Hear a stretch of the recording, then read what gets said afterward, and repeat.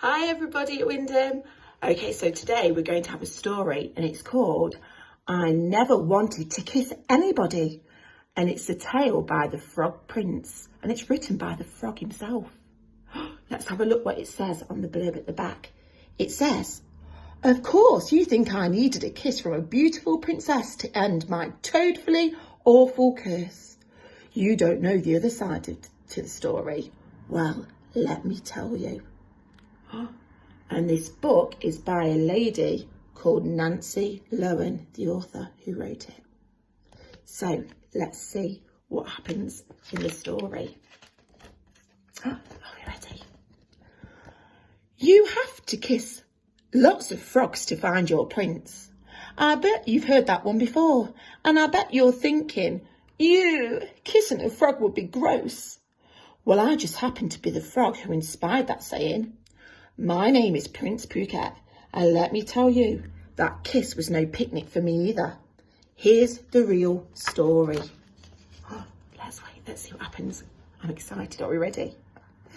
I was playing baseball the day Ben's mum turned me into a frog. One moment I was about to catch the ball, which would give my team the championship. And the next moment I was flopping around on the ground with more legs than I knew what to do with. Sorry, kid, Ben's mum called as she was led out of the park.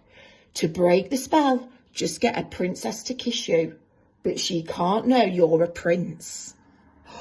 She turned him into a frog.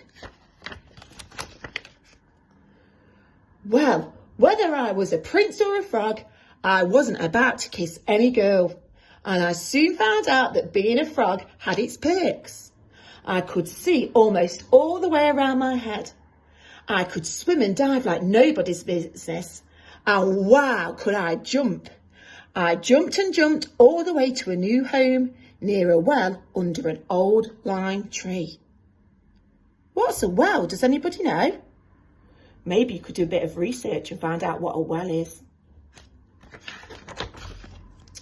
One day I was playing kick the mushroom with my frog friends when I heard the unmistakable sound of a ball smacking into a glove. That's the princess, Jamie told me. She's always coming out here to practice. I listened to the smack, smack, smack, and I wish that I could be just a regular baseball prince again. He was missing being a little boy, wasn't he? And now all he could do was hop around. Then it happened. Smack, smack, plunk. The ball landed in the well. That was my lucky ball, the princess cried. My friends gathered around me. If you offer to get the ball, she'll pay you back somehow, Alfie said. Then you can ask for that kiss.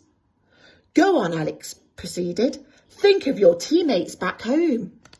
Do you think she was going to give him a kiss? I worked up my courage and I jumped beside her. Would you like me to get your ball? I asked. You? She asked. Well, I guess it wouldn't hurt to try.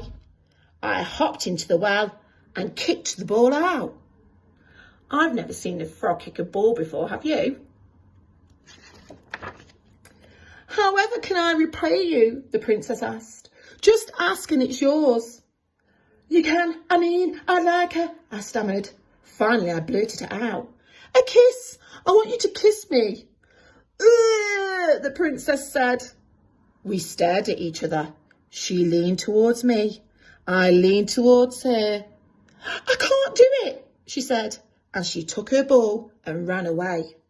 Oh no, how would the frog break the curse? Well, that made me a little mad. And a deal's a deal, right? It took me a while, but jump by jump, I followed her back to the castle. The princess wouldn't open the door, but I stood there croaking loudly until her father, the king, let me in. I told him all about our agreement. My daughter must keep her word, the king assured me in a booming voice. Then he plopped me down on the table next to the princess. The princess looked the other way. I'll kiss you after I've eaten, she said. I promise. Do you think the princess looks happy? She's a bit scowly. But as soon as she swallowed her last bit of apple pie, she dashed upstairs. I hopped right after her. "I'll kiss you just before I go to sleep," she said. But she pulled the covers over her head and quickly pretended to snore. I spotted her lucky baseball in the corridor. "Well, I guess I'll be going," I said. "I'll be taking this with me." The princess flung off the covers. "No, wait, I'll do it." She picked me up. She held me to her face. She closed her eyes. I closed my eyes. Then her lips touched mine. "Ugh!" We both shrieked. I felt myself being hurled into the air. And suddenly I was stumbling around with 2 legs and 2 arms that I didn't know what to do with. "You're a prince," she said. "What a throw," I said. Did we fall in love? Did we get married and live happily ever